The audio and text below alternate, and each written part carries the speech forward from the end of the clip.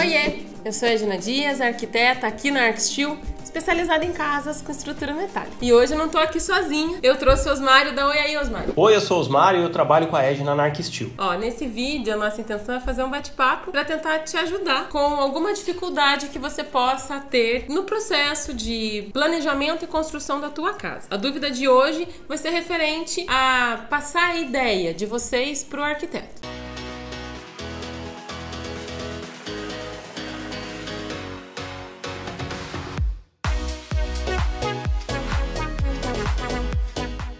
A dificuldade que vamos tratar hoje é justamente dos clientes que não estão conseguindo se fazer entender pelos arquitetos ou engenheiros. Dentro das turmas que a gente ministra, existe uma dúvida recorrente, que são os alunos que comentam que eles têm uma dificuldade muito grande de fazer com que os profissionais que eles contrataram entendam aquilo que realmente eles querem. Eles imaginam uma coisa, tentam passar isso para os profissionais e quando recebem a primeira versão de projetos, eles descobrem que não é aquilo que eles queriam e acabam não se imaginando morando naquele lugar. Então eu quero perguntar para a Edna. Edna, você já teve esse tipo de problema de não entender o que o cliente queria? Sim, com certeza. Na verdade, se fazer entender é uma dificuldade em qualquer relacionamento, né? Por que com o arquiteto seria diferente? Então, apesar da gente estudar sobre o assunto de projeto, muitas questões técnicas, às vezes, aquilo que o cliente quer não é algo que a gente está familiarizado. E com isso, a gente acaba propondo soluções que acabam não agradando a ele. As definições de projeto são definições muito pessoais, sabe? Eu tive, inclusive, no início da carreira, um cliente que cancelou o contrato comigo por causa desse motivo. Quando isso acontece, pelo menos comigo, foi muito desgastante, sabe? Pra mim, como profissional, que não é por má vontade, nem preguiça, acredito que pro cliente também foi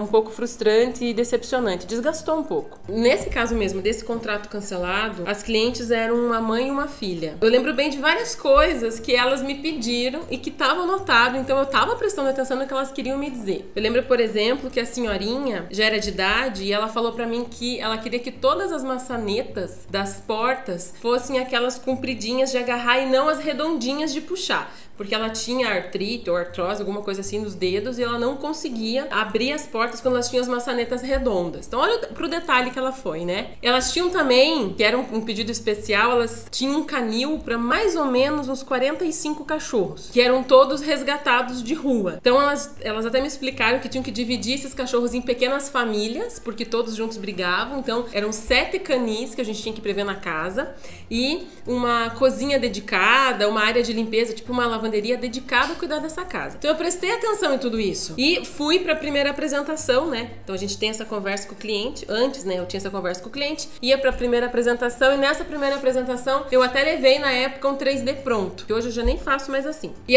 quando elas olharam o 3D, eu já vi que não agradou. E aí elas falaram pra mim, olha, eu queria uma cara com mais cara de casinha mesmo, sabe? E eu tinha ido para uma casa, para uma aparência de casa mais moderna. E aí falei, não, tá tudo certo, a gente vai refazer.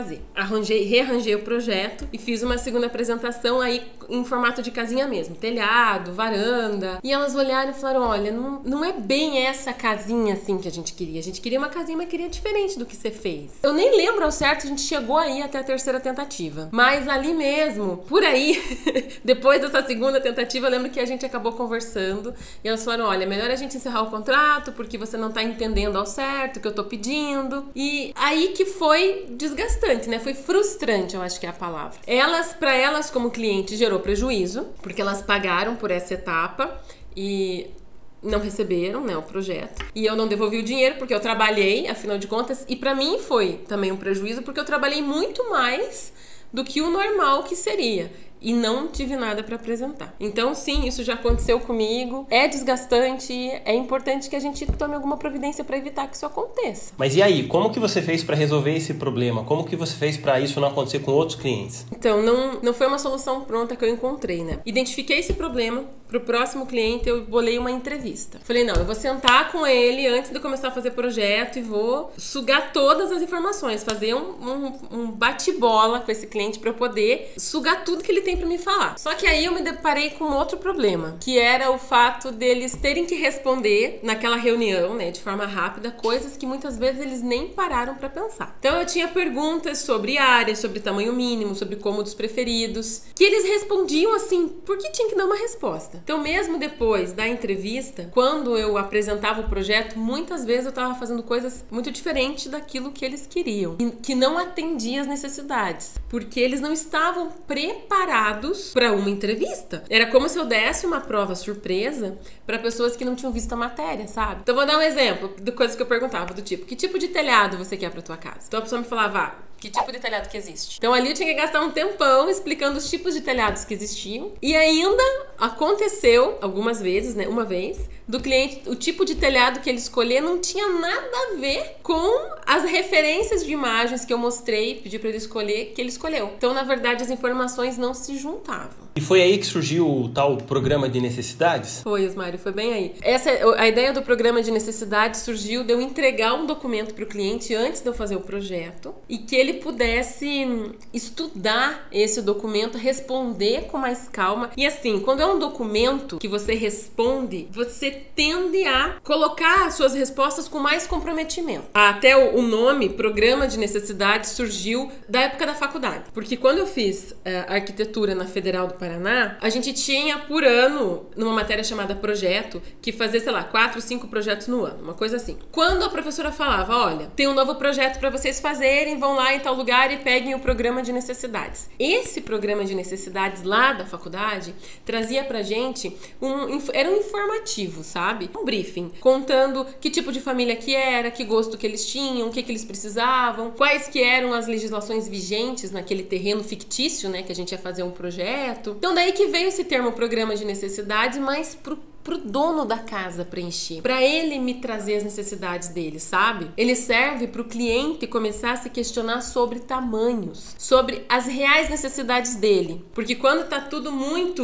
no mundo da fantasia, às vezes o cliente quer coisas que quando a gente põe no papel, ele começa a ver, opa, isso aqui não vai dar, não vai caber, isso aqui é um exagero, isso aqui eu esqueci, isso aqui precisa. Só que aí, quando eu fui, Osmário, entregando esse programa de necessidades pros clientes, né, eu comecei a perceber que o programa de necessidades tratava muito 2D. Eu falava muito de o 2D e equipamentos. Então, eu resolvia 2 problemas. As áreas. Então, o cliente começava a enxergar nitidamente as áreas que ele ia precisar para a casa dele. E a segunda coisa era o padrão da casa. Porque eu dava uma perguntada sobre equipamentos. Ainda dou, né? Esse programa de necessidades tá por aí para ser baixado. E aí eu percebi, nossa, mas não tem nada que me traga uma referência do 3D, do espaço. Então eu comecei a colocar junto com o programa de necessidades um pedido para esses clientes para eles juntarem referências. E é assim que eu trabalho hoje. Então a gente eles preenchem um programa de necessidades, esticam a trena mesmo, tiram medida mesmo, falam que tamanho de quarto você gostaria de ter. E aí me trazem também imagens desse quarto, entendeu? Para eu poder enxergar com os olhos dele o que ele gostaria de ter nesse quarto. E a partir daí eu ter até material para eu começar a levantar questionamentos. Com isso eu acabei chegando em outra questão, que é algumas referências que os clientes trazem não são aplicáveis à realidade dele. Isso acontece muito também, sabe? Porque ele está sendo ali exposto muitas vezes pela primeira vez em todo esse universo da construção e da casa dos sonhos. Não se aplica por alguns motivos, como clima, tipo de terreno, legislação, custo, logística. Aí que entra várias outras questões que o profissional que ele escolher, engenheiro ou arquiteto, vai auxiliar ele com essas questões mais técnicas. Mas o grande montante de ideia que ele tem, de necessidade, de desejos que ele tem,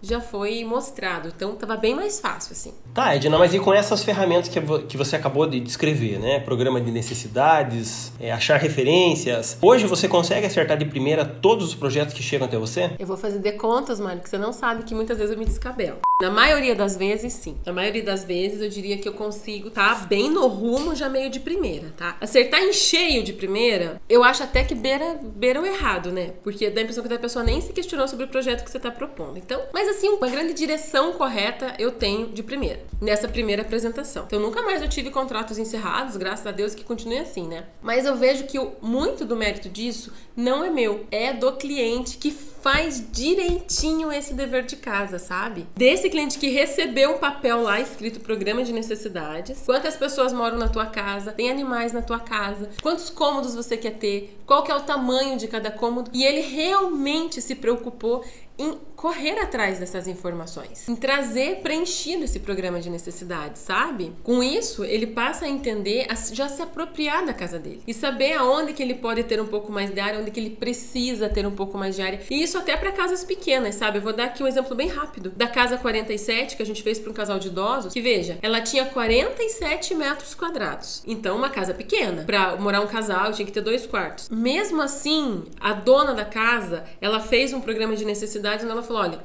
o quarto principal precisa ter circulações de pelo menos 1 metro para poder passar com uma cadeira de rodas, caso precise, porque era uma casa para idosos. Então esse é o envolvimento que o cliente tem que ter com a casa, sabe? Não é só área, metragem quadrada, é aquilo que atende às suas necessidades ou não. Daí a gente aplica outras ferramentas, tá? Junto com o programa de necessidades, como um fluxograma, explicações técnicas de materiais, de soluções construtivas. Nenhuma decisão é tomada individualmente. E eu deixo isso muito claro para os meus clientes de projeto, sabe? Somos uma equipe. O projeto não é meu, é um projeto nosso. Não só nosso, Arquistil e outros engenheiros, mas nosso, Arquistil, engenheiros e clientes. E quanto mais eles souberem do assunto, melhor essa equipe, essa tomada de decisão funciona. Tá, então você está dizendo que se uma pessoa que pretenda construir, se ele preencher um bom programa de necessidades, se ele separar referências, se ele tentar entender e fazer da melhor forma um fluxograma, ele conseguirá ser melhor compreendido pelo seu arquiteto ou pelo seu engenheiro? Com certeza, Osmar. Para você se fazer entender sobre aquilo que está na tua mente, você tem que ter masterado essa ideia primeiro, sabe? Tem que ter amadurecido essa ideia. E isso você consegue com o tempo. Onde que começa, onde que surge o teu projeto? Dentro da tua cabeça, né? Primeira coisa é você pensar sobre ele, é você imaginar ele. A maioria das pessoas, elas acham que existem soluções prontas. Por exemplo, elas chegam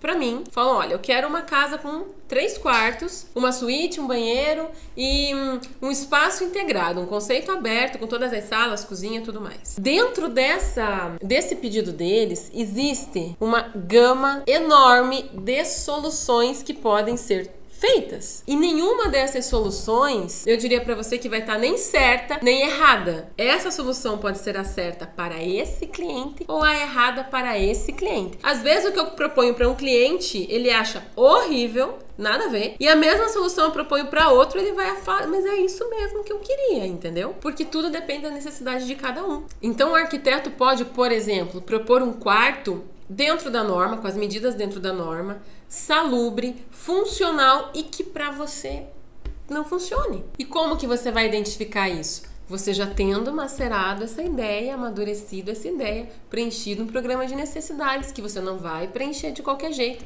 Você vai esticar uma treninha, vai nos lugares, vai ver o tamanho de coisa que tem para você poder ter essa opinião embasada, sabe? Essa opinião mais segura. Aí a gente vai esbarrar na história que eu falei de que você tá pensando tudo em planta, tudo em 2D, tudo em tamanhos, né? Você não levantou isso e não enxergou em 3D. Por isso você já separa junto uma referência, uma fotinho, vai lá no Pinterest, separa uma foto, quarto que eu quero é esse aqui, quero quarto com porta-balcão. Porta-balcão é uma coisa que não aparece na planta, né? Mas quando você enxerga o quarto é uma diferença enorme na sensação dentro do quarto de quem tem e de quem não tem. Tem solução correta? Não tem, gente. Tem aquilo que você quer para tua casa. Por isso a importância das referências. Eu tenho aqui, por exemplo, no escritório, casos de clientes, eu tô agora com esse projeto, que separaram fotos de portas de entrada. Olha que específico isso, sabe? Porta de entrada. Quando que no universo de toda a casa, que eu tô ajudando eles a projetar, eu ia imaginar que a porta de entrada teria um papel super importante para eles e seria, por exemplo, uma porta toda detalhada com vermelho. Sabe? Esse tipo de coisa é só você pensando sobre a sua casa, só o cliente, Osmário, pensando sobre a casa dele para poder trazer essa informação pra gente. Eu adoro quando vem assim. Imagina então que separar essas referências e até mesmo preencher o programa de necessidades não é uma coisa tão simples. Na tua opinião, Edna, isso dá muito trabalho? Na minha opinião, Osmário, dá trabalho você contratar o arquiteto primeiro, e depois descobrir que o projeto não atende ao que você quer. Ou depois ter essa dificuldade de explicar o que você deseja. Preencher um programa de necessidades não é que dê trabalho, tá? É que tudo aquilo na vida que você quer um resultado bom exige que você coloque energia. Agora, muitas pessoas, quando começam a preencher um programa de necessidades e separar referências, muitas dessas pessoas vão se deparar com outras questões, como fluxograma, como os cômodos se organizam. Edna, aproveita e explica melhor o que é fluxograma. Talvez isso não seja tão claro para quem ainda não está dentro desse universo de projeto. Fluxograma, basicamente, é a organização dos caminhos dentro da casa. O que se liga aqui? Pensar em, por exemplo, cheguei da rua de carro, cheguei por onde? Pela garagem. Cheguei com sacola, vou entrar onde? Na lavanderia? Na cozinha? Pra onde que eu vou? Quero ter um lavabo ali perto pra eu já lavar a mão? Quero ter um lugar perto pra eu largar as sacolas? Eu posso dar outro exemplo pra você. Por exemplo, a lavanderia. A lavanderia precisa ter uma porta pra cozinha e outra pro andar externo. Ou não, você quer colocar a lavanderia perto de uma circulação que atende os quartos, sabe? Esse tipo de organização que envolve o fluxograma. Mas além disso, que por aí vai, né? Veja, cada cômodo tem que ser questionada essa organização, como que cada pessoa usa o espaço da sua casa. Mas além disso, tem outras questões que as pessoas podem se deparar, como questões técnicas da casa mesmo, que tipo de vão é o melhor, que tipo de parede funciona melhor, qual o melhor tratamento de superfície para o aço, qual o projeto mais econômico, definições mais econômicas, e a gente pode se aprofundar até mais em questões lá para frente, do tipo como encontrar equipe, como contratar equipe, como visitar a minha obra se eu não sou um técnico, né? Tudo mais. Tem todas essas questões que podem surgir depois de você ter um programa de necessidades e ter as referências separadinhas. Mas é muita coisa. Eu acho que é assim, para quem escutou até aqui, para quem está interessado em preencher o seu programa de necessidades, que é o pontapé inicial, na tua opinião, como que essa pessoa consegue fazer para ter esse programa de necessidades? O programa de necessidades, a gente está deixando o link aqui embaixo para as pessoas baixarem, assim como o link do Pinterest, inclusive o link da minha conta no Pinterest, que você pode clicar lá e já ver todas as fotos que eu separo. Eu sigo muito o nosso método, já separo por cômodo, por ideia, por equipamento, sabe? Dá para você ter uma boa ideia por lá. Tá, e com o programa de necessidade e as referências, na sua opinião, o cliente chega até a casa dos sonhos? Olha, com essas ferramentas, o cliente vai conseguir se fazer entender para o seu profissional, seja ele um arquiteto ou um engenheiro. Mas se com isso ele vai chegar no resultado, no melhor resultado, na casa que ele almeja, envolve mais passos e definições, né? Envolvem mais questões aí, mais envolvimento para que o dono da casa possa conhecer sobre partes técnicas da casa, como fundação, estrutura, infraestrutura, materiais disponíveis. É isso que diferencia. No final das contas, é isso que diferencia o resultado que os nossos alunos do método ArcSteel têm das outras pessoas. Porque eles passam a seguir um passo a passo, uma receita de bolo, onde a gente ainda alerta para possíveis problemas que podem acontecer. Isso dá para eles, com certeza, muito mais segurança. E a gente ainda alerta eles sobre problemas que podem aparecer. Eu acho que isso sim faz com que chegue no resultado excelente. Mas com programas de necessidades e com referências, com certeza você vai se fazer entender muito mais para o teu arquiteto ou engenheiro. Bem, eu espero que com essa conversa de hoje você consiga se fazer mais claro sobre o que você quer na sua casa, seja para explicar para o teu arquiteto, para o teu engenheiro, seja para você mesmo. O vídeo de hoje era isso e obrigado. Até!